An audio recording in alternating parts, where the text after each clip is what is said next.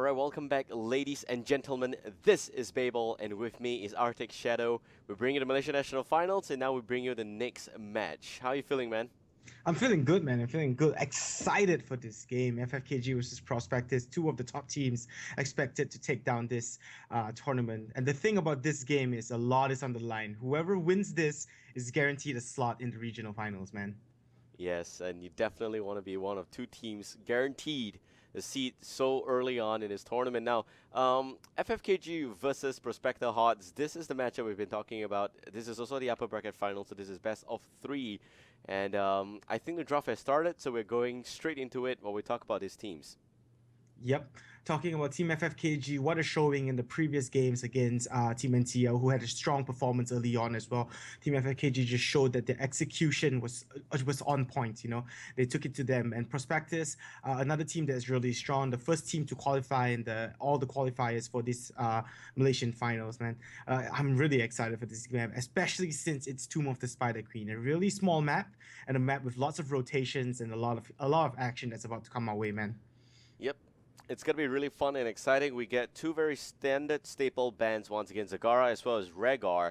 No Rhaegar, no Zagara. Zagara is very important in Tomb of the Spider Queen, specifically because of the vision she provides using Crypt Tumor, as well as the Devouring Maw. Those are factors to worry about. Now, I like the fact that Thrall is first pick, because that just tells us that these two teams played a lot against each other. It could be a snatch, but I don't see Thrall getting picked up so early on without Uther. So this is something that's going to be exciting to see. Thrall, Jaina, Muradin for pros. Without even Taranda, it's Thrall, Jaina, Muradin. Just take a second to think about that one there. FFKG with Greymane and Diablo. So they really want to snatch heroes all away from each other already. Now Karazim getting banned out. And pros, what do you think they're going to ban here? It does look like they're going to shadow ban that Uther, in fact. So Uther is going to be the first ban. And yeah, I have to say that I think both these teams have studied each other quite a bit as you see the snatch picks. I know Troll is a really heavy pickup by Team FFKG. I know Team Pros, I've seen them play the Diablo quite often as well. So probably just snatching each other's heroes right now. Yeah, definitely one of the more logical way to explain how Diablo's first picked. But Tyrande, Diablo, yes, that would be the plan. That's why I'm wondering, Tyrande should have been picked up a little bit earlier, but they also, they just didn't want to give Jaina to FFKG. It's as simple as that. They didn't want to give Jaina over. They already had Greymane on the set of FFKG, which is why they just want to get the Jaina for pros. And here it looks like it's going to be Tyrande, Diablo combo, which is just very old school. And I really like that a lot. That was one of the best moments HOTS has to offer. Yeah, that was one of the best combinations back then when it was just so strong. Diablo goes in here and they follows up. But it does look like changing their picks to Malfurion here. That would be interesting. Shadow picking the Tyrande and actually going instead with the Malfurion. And a map like Tomb of the Spider Queen, you need lots of wave clear. So Kael'thas is still in the mix of things. Will the second pick here be the Kael'thas? We haven't seen FFKG pick up the Kael'thas when they had the opportunity to in the past few games. So on a small map like Tomb of the Spider Queen, when you constantly have rotations, you need to clear those waves really quickly. Kael'thas is definitely a really strong pick, and with pros already having the Jaina, I think Kael'thas here would be a pretty strong pickup here. Kael'thas would be a good follow-up to Tyrande Diablo. I think that's good as well. Tomb of the Spider Queen's also pretty okay, but I think that Kael'thas is just slowly but surely falling off the meta, just because of the lack of damage and the things that he provide. He's been overtaken by heroes like Greymane, which clearly offers a lot more. Single target burst, range damage, AoE damage, clearing the creep waves also a lot easier. So at least FFK just got it sorted out. Now for pros, they already have the Muradin. For support wise, I'm thinking no Karazim, no Rhaegar, no Uther, probably going to be Malfurion here. What do you think? Who knows? They might even surprise us with a Brightwing. Though Brightwing is definitely not a strong hero to pick up here in Tomb of the Spider Queens. Of course, with the mobility, one of his main attributes that makes him so strong. I do expect a Malfurion here actually, because Malfurion with the sustainability, once he picks up that his heroic talent, he's able to stay in fights and keep his team alive. And with heroes like Muradin and Jaina, I think he will complement his team quite well. But it does look like the shadow picking Lieutenant Morales, man. Yep, Lieutenant Morales is it's pretty okay to have Morales. The thing about Morales is that in Tomb of the Spider Queen, it's very, very small. Medivac's probably just to use to escape a bit of a fight there if the burst is going down against Morales. If not, its main use will be the Steam Drone on Yep, Thrall. Steam Drone. Lunara coming in here as well. Okay, Lunara, Thrall, Jaina, Muradin, and Lieutenant Morales. I think this is going to be a bit of a weird lineup for me. What do you think FFKG's last pick is going to be? Um, the way they've been going, I would expect a bruiser. Sonya's still in the fray of things, and I know they do like to play quite a bit of Sonya sometimes too. But they are shadow picking the ETC, and as we mentioned, another bruiser to go along with the Diablo because they do have the Tyrande as well, and they need the protection for the Greymane. So it is in fact going to be the ETC. Right, so ETC's picked last because there's no Reyna getting picked up, so they don't need to worry about that counter against ETC. Lunara does not have ability to stop ETC, displacement, grenade, maybe just positioning, but doesn't cancel Mosh Pit. Mm-hmm. Muradin would be the best way to cancel this one out, but Morales should have clans, so it's pretty okay. Well, at the end of the day here, I'm just a little bit concerned because it's again two warriors with one solo Tyrande for heal, Mm-hmm. and that is something that we've seen a couple of times today. Two warriors solo support, not really working out. So I'm excited to see how FFKG pulls this off with Tyrande, ETC, and Diablo. There's also the fact that they don't have the guaranteed mosh pit with Uther's Divine Shield, so it is gonna be quite interesting to see how that's going to work out. Sundering probably will be saved up for that, but we'll have to see.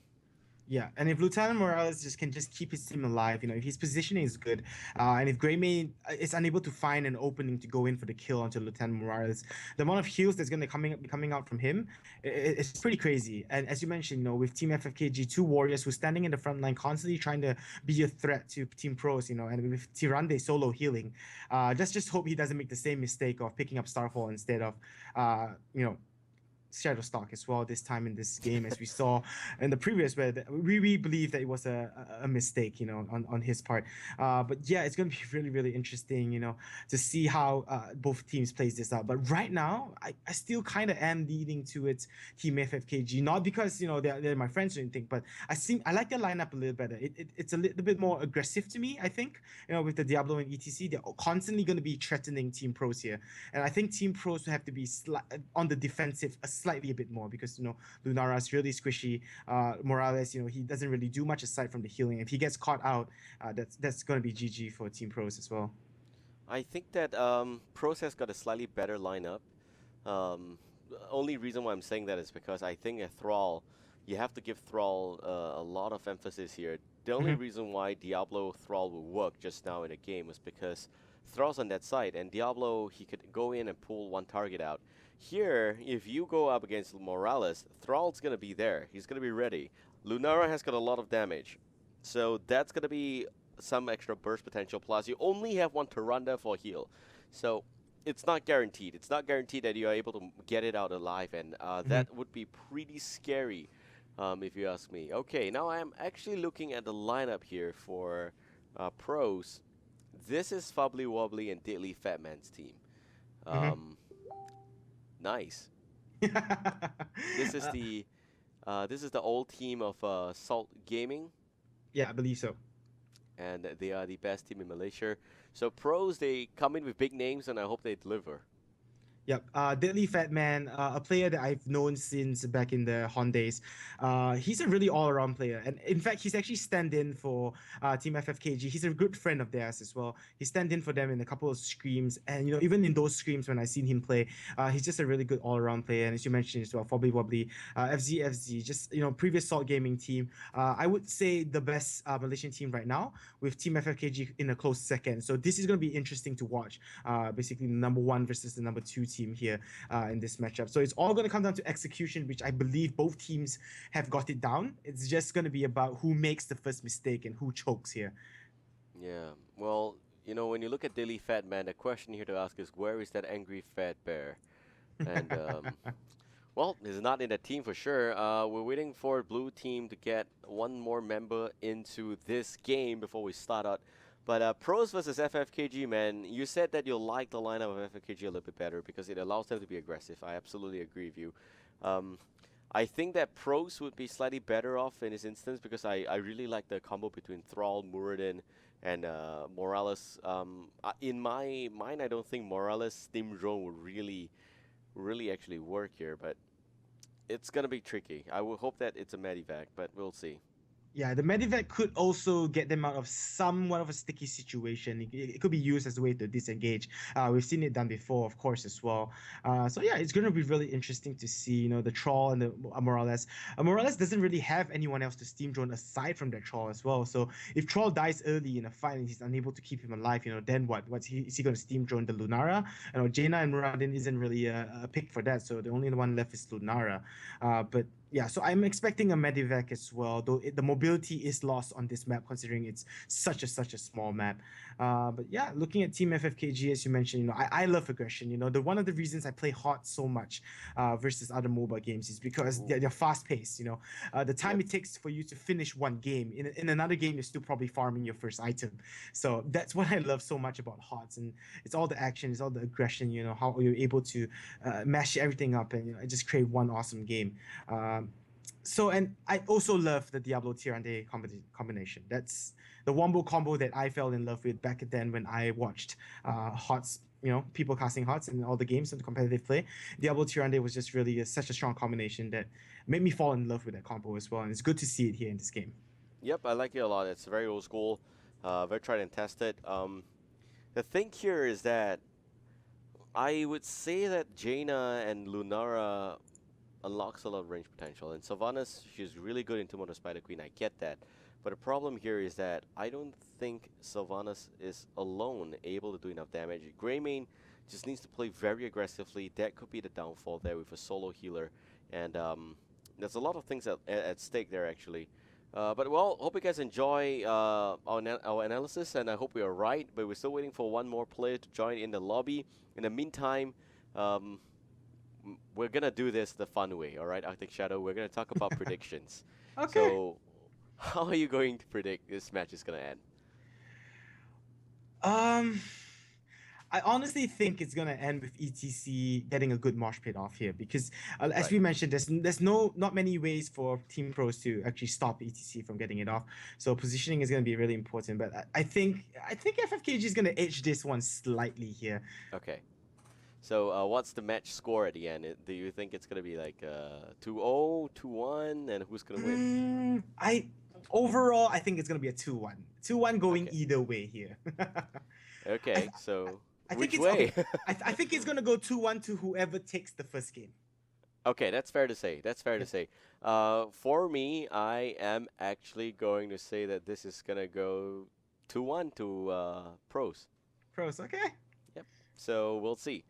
Um, let's see if we're on the same side. But for now, the lineup here for pros looks really good, and I actually know these guys for a while already, and very excited to see how they're gonna pull this one off. Personally, I know Om Nom Nom has got a lot of Singaporean friends, Mhm. and personally, I think that he is just a figure in our community as well. Doll Leader is also there. So FFKG, they definitely have some good players. This is definitely the two teams that I would wish to qualify. Mhm. Um, but I'm very worried that, like what you said just now, if FFKG is not able to play at the regional, and if they qualify today and we're left with NTL behind, um, that's not gonna look good for Malaysia. So Yep.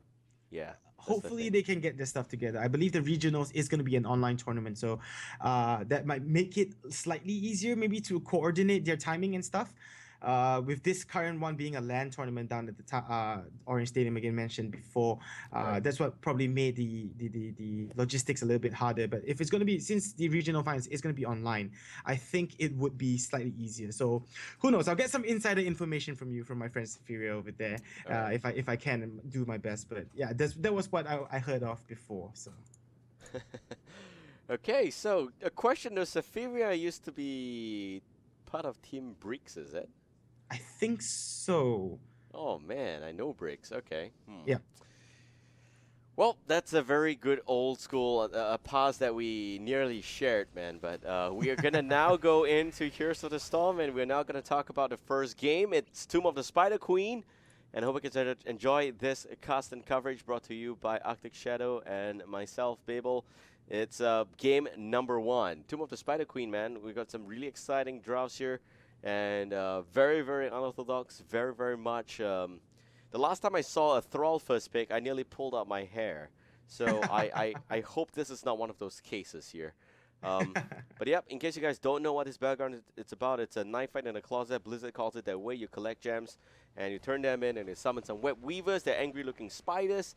And I hate those spiders. Here we go. Game number 1 on the blue team. We get pros. Prospector Hots, Malaysia. Exist playing as Morales, Fubbly Wobbly onto the Lunara. Deadly Fat Man will be your thrall. And FZFZ onto the Muradin MNGPK, the Jaina. Yep, and over on the red side, we see Sephiria playing the Tyrande, Doll Eater on Sylvanas, Mofolish going to be on the Grey Main, Om Nom Nom again on his ETC. We saw him play an extremely good ETC in the previous game, and Stearns84 on Diablo. This is going to be a really interesting matchup as the game is about to roll out, both sides making their way towards the middle lane. Will we see an early teamfight clash here, man? Yep, I definitely want to see a very early fight going on. Displacement Grenade already coming out. The Wisp is actually going to be able to spot out the air van a little bit, but like I said, man, this is going to be pretty tricky. The early game's 100% going to FFK G. 100%. They have that Tyrande ETC, they have the Tyrande Diablo, they got every single permutation of that combo that you can dream about, so they probably want to make it work. The problem here is that after level 4 and pre-level 10, this is the part where they really need to get kills, and if they don't get any kills, they're going to lose the early game advantage, which means that level 10 onwards, it's anyone's game. Yeah, but as you can see here, both teams just so experienced, knowing what each other is going to do. They both clear out the middle lane and then they rotate back up to their lanes. And again, you see with the middle lane coming back, they rotate back yet again. These two teams have played each other so much in the past. They know what they're going to do against each other. So this is really going to turn out to be a really interesting game. It's going to be all about who makes the first mistake. As we see now ETC going in, trying to catch Muradin off, but Dwarf toss away and he's going to be safe. It's just a little poke there, I guess, by the two teams. Omnum was just thinking, I'm not going to stun you, man. I'm just going to walk next to you. And he just chickens out. Diablo, though, top lane, easy kill here for pros. Very nice disciplined pickoff. Diablo is not very tanky very early on. Gonna have to really get the level 7 talent up before he's able to really materialize the heal up on his Black Soulstone. But so far, we got about 15 gem against 16, none turning yet, and mid lane Sephiria already going down. Tyrande left alone is bad news here. She should be roaming, but she's not. Some early advantage for this blue team, getting 2 kills early on in this game. Red team, not too sure what they're trying to do here. I think they're just having a little bit of a hard time with the wave clear. It does seem like Jaina is able to clear those waves faster, and that's leading to some hardship for this red team here, trying to keep up with the soak. Right, and meanwhile, there's a rotation once again. In terms of talent option, it looks to be very standard. Nothing too special. Do know that I believe Lunara's first talent pickup is a little bit weird. Let me pull that out for you guys. It's actually Cruel Spores. Okay, that's fine. That's going to help push the lanes a little bit better.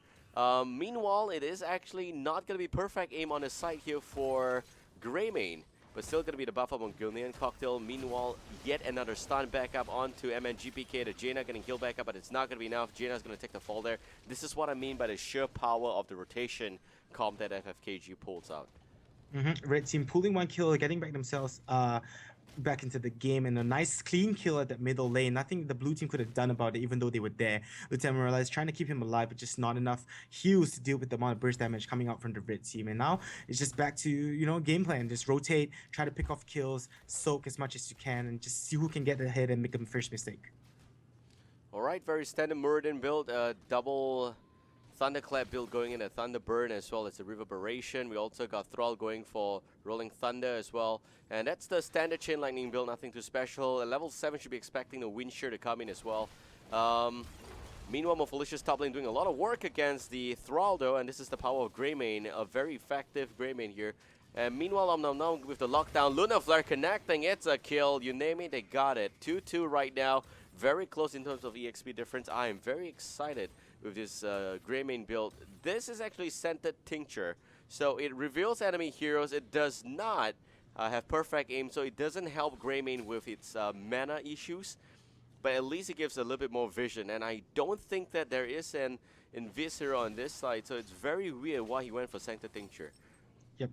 And that was quite a crucial kill for the red team on Troll there. As Troll, I think, dropped about 15 gems from his side. And see, this is going to give a huge advantage to red team, getting their first set of web weavers. At the top lane, though, Morpholicious in some trouble, getting caught way off position here. He's going to get taken down by the blue team. And just as the web weavers are about to spawn, it does look like the red team is going to rotate towards the bottom to try and push along with it and try to take down, as you mentioned, the first set of web weavers. You want to take down those towers as well as the gate. That's the main objective here for the first set of web weavers. And will the red team be able to do so here? That's the question. Yep. Meanwhile, we've got ourselves here in the mid lane. The red web weaver already pushing down the lane here. Top lane web weaver should be going up pretty easily. Daily Fatman's already working on it, so not much for trouble there. Bottom lane looks like they're gonna focus here. There is that Sylvanas, so she does provide a lot of extra uncalculated push potential because she will be able to disable the towers that will take down these minions here. And this means that Fubbly Wobbly is not able to hold the ground. Gotta be very careful if you're the Lunara. Meanwhile, mid lane looks like the web weaver's almost gone. Blizzard's gonna be able to wipe it out pretty easily. Top lane, yep, it's addressed as well. In terms of success for this first set of web weaver, would say that it's okay. They got the healing well in the bottom lane. I rate it 6.5 upon 10 right now. Yeah, 6.5 out of 10 indeed, as the red team are able to get that bottom set of towers and gates. So not the best, but not the worst one. It's quite okay, as you mentioned here. They are grouped up at the middle lane trying to set up a gank, but it looks like the blue team are just going to go for the camps. Yep, the reason why I say that is because normally you want to knock off the front structures on all three lanes with the first set of web weavers, but they only successfully did that for the bottom and top. The mid lane's not really punched in yet, and they have to make sure that they get this the next set of web weaver that they unleash. This is going to be tricky. I think that so far FFKG got a bit of EXP lead, so we'll see how they materialize this combo. Meanwhile, Muradin goes in for the lockdown against Diablo, but Luna Flare connects on the Muradin regardless. Blizzard still connecting on Diablo, and on the flip side, and it looks like Muradin's going to go down first. It seems like a wild Grey main appeared out of nowhere, and Daily Fatman don't want to be there. Very close shave. Yeah, I think Murad did make a mistake there. He dwarf tossed in to try and get the stun off onto Diablo, thinking he was alone, thinking they could pick off a kill fast on that Diablo. But that just led him to be vulnerable to not being able to escape, and that's what led to his death here. So the red team, they are just going to poke fun at this egg at this bottom to try and stop the blue team from soaking. But yeah, it's a good pick-off kill by the red team. They knew exactly what they were doing there. Yep. So very standard builds on both sides. Very expected. Fubbly Wobbly in the meantime a little bit of trouble. FZ goes in. One stun on Om Nom Nom. Pretty well done. ETC pulls back out. Sentinel not connecting on anyone. And almost level 10 for FFKG, so they definitely have the lead here. I'm a little bit disappointed with the amount of kills that they could have gotten from the early pre-10 phase of the game. I think they could have gotten a lot more with a combo like ETC Tyrande. And maybe they're now going to try and live up to my expectations. But nope, the Blizzard connecting. Beautiful Feral Spirit connecting there as well. Om Nom Nom taking a lot more damage from the second wave of Blizzard. Stern's going to be able to turn in 17 here, but they have enough on both sides. Just who gets to the egg first. Yeah, blue team has to be really careful though. They do not have their heroic talents just yet. And taking a quick look at them, we see the Mosh Pit being picked up. Wailing Arrow, Shadow Stalk this time, go for the Throat as well as Lightning Breath. So he did not go for Apocalypse yet again, it's Lightning Breath. He seems to like it. Yeah, Lightning Breath on this draft, it's okay. There is no Thrall here to counter with Earthquake, so he doesn't need to worry about that. Or rather the combo with him with Earthquake. So it's only just going to be the Sundering on the side of the blue team. And it's going to be Steam Drone, so you're right on that. Steam Drone, he can also steam Muradin. Muradin's going to really lock down somebody with Avatar, as well as Thrall going to do a lot more work, a lot more self-sustain. Leaping Strikes for Lunara, I don't think I like that. I think Thornwood Vine is the default go-to. So speaking about weird talent options, that's all you have here from us. Yep. I definitely have to agree with you there, but I guess he just wants a little bit more mobility in fights and to maybe dish out a little bit more damage. He's banking on his team keeping him alive right now, as the red team is pushing in on this middle lane with the web weavers. They are going to be able to get down the gate and the towers. Will they be able to go for the fort here, or will they rotate back to another lane? Yeah, well, they definitely cannot go for the fort. I would suggest that they 100% focus on one lane. It could be the mid or top, but they cannot go on two sides. Fubbly Wobbly dropping very low, but the bottom fort will go down, so this is already the value that they needed. Top fort is the main target here. It seems like they're all doing a rotation. Stern's not able to catch up onto Thrall there. Sylvanas still nowhere to be found, a little bit too slow behind, FCFZ on the Muradin, applying some of defense, but it's not effective at all. The Ford will take the fall. That is 2-lane pushed in. Very successful web weaver face here for the red team. The red team doing a really good job here. And now Diablo going in. Gonna be able to toss back the... And ulti gonna be used as well with along the Ring of Frost. Gonna connect. Unfortunately for them, 3 heroes already down for the blue side as Lieutenant Morales and Lunara were nowhere to be found. They were at the bottom lane defending there. Was that miscommunication on the side of Team Pros? Because 3 heroes was left at the top lane. And the red team just took advantage. They went in for that. And now they are threatening keep as well. That is the definition of a surprise baby. You have Stearns going in, and absolutely nobody saw that fall off from Nom. Great plays there. The mosh pit made it all happen, and now they find themselves 2 leveled up on the side of FFKG. For Pros though, they gotta make sure that they just gotta make sure that they make this work. The problem here is that I don't think Leaping Strike's the right talent to pick, because there's nothing you can do really with Leaping Strike. So hopefully I get proven wrong, but we'll see. Yeah, as we do see now, the blue team making their way towards that egg. Lunar does have 29 on him, so he is the man to look out for. That we do see some stuns being thrown out onto ETC. Will they be able to cancel this turn in here by the blue team? Red team does look like they want to try and stop this. Lunara getting very close, and he will not be able to actually turn in just in the nick of time, as ETC having some skirmishes with the rest of his team. Now Diablo getting in some trouble, but he is going to be able to disengage and back away. Good job by the red team, keeping them at bay. No Wailing Arrow for 5 seconds, no Mosh Pit for 35. If they want to pick a fight, they got to pick it now. But blue team, they're 1 talent here down and they don't want to risk it all. There is that spell shield up on Sylvanas, as well as, I believe, increased range on Duck Flight there for Greymane. So that looks to be very standard talent options coming up from everyone on the red team. For the blue team though, they need to get a level 13. It's a huge talent here for Morales. It's also a very important talent here for Jaina. She's going to get that ice block. FCFC looking to just jump out of trouble. Okay, that's fine. They're all going to pull back there.